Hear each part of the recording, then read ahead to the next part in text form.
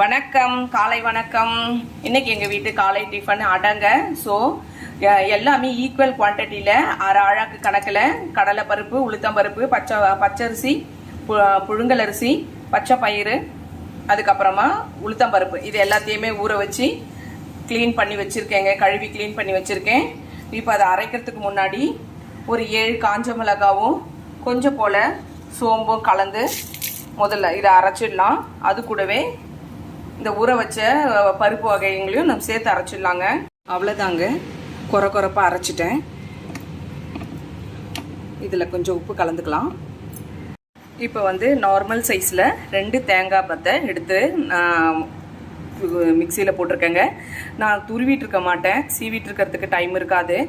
So நான் என்ன பண்ணுவேன்னா மிக்சி ஜாரில் போட்டு பல்ஸ் மோட்டில் 2 ஓட்டு ஓட்டிடுவேங்க, துருவிடும். அவ்வளோதாங்க, தேங்காய் துருவல் ரெடி ஆயிடுச்சு. இப்போது இதையும் மாவில் சேர்த்துக்கலாங்க. இப்போ ஒரு சின்ன வெங்காயம் ரொம்ப பொடியாக சாப் பண்ணி வச்சுருக்கேங்க. கூடவே ஒரு 4-5 கருவேப்பிலையை நறுக்கி எல்லாத்தையுமே இந்த அடையில் போட்டு அடை மாவில் சேர்த்துக்கிட்டேங்க. இப்போது தேவையான அளவுக்கு உப்பு சேர்த்துக்கலாம்.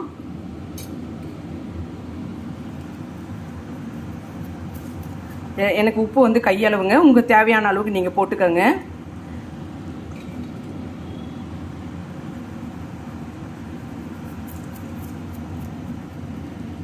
இதுக்கு ஒரு சட்னி அரைச்சிடலாம். இப்போ இதை நல்லா கலந்துக்கலாம்.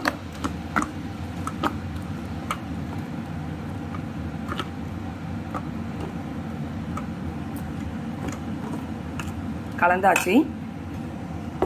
இது ஒரு 5 மினிட்ஸ் இருக்கட்டுங்க. அதுக்குள்ளேயே அவ்வளோதாங்க, சட்னி ஒன்று ரெடி பண்ணிடலாம். ஒரு அரை முடி தேங்காய் எடுத்துக்கிட்டேன், 3 பச்சை மிளகாய், ஒரு சின்ன துண்டு இஞ்சி, கூடவே ஒரு 2-3 பூண்டு பல்.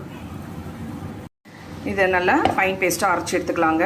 கூடவே இதுக்கு ஒரு தாளிப்பு கொடுத்துடலாம், உப்பு போட்டுட்டு. அவ்வளோதாங்க, அடைக்கு தேவையான தேங்காய் சட்னி ரெடி ஆகிடும். எண்ணெய் காஞ்சிருச்சு.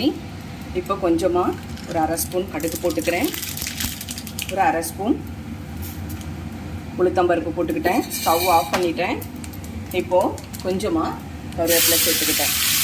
அவ்வளோதாங்க, தாளிப்பு ரெடி ஆயிடுச்சு. அவ்வளோதாங்க, ஸ்டவ் பற்ற வச்சு ஒரு சின்னதாக ஒரு தாளிப்பு கடாய் வச்சுட்டேன். இப்போ அதில் தேவையான அளவுக்கு தாளிக்கிறதுக்கு மட்டும் கொஞ்சமாக எண்ணெய் விட்டுக்கிறேங்க. எண்ணெய் காயட்டும். அவ்வளோதான், சட்னி ரெடி ஆயிடுச்சுங்க. இப்போ அடைக்கு தேவையான சட்னி ரெடி ஆயிடுச்சு. தேங்காய் சட்னி ரொம்பவே ஈஸி, ரொம்ப டேஸ்ட்டாக இருக்கும். ட்ரை பண்ணி பாருங்கள். இப்போ அடை செஞ்சிடலாங்க. ஸ்டவ் பற்ற வச்சு தவா வச்சுட்டேங்க.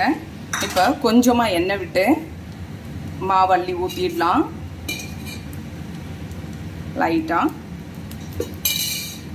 கொஞ்சமாக மாவு எடுத்து கெட்டியான பதத்தில் லைட்டாக விட்டுக்கிட்டு அப்படியே ஸ்ப்ரெட் பண்ணி விடலாங்க. தீ அளவாக வச்சுக்கலாம்.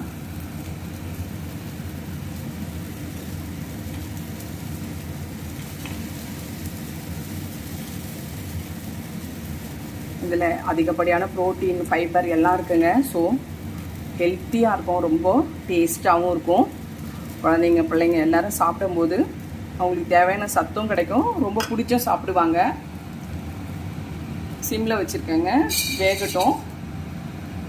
மேலே இன்னும் கூட கொஞ்சம் எண்ணெய் விட்டுக்கலாம். அவ்வளோதாங்க, அடை ரெடி ஆயிடுச்சு.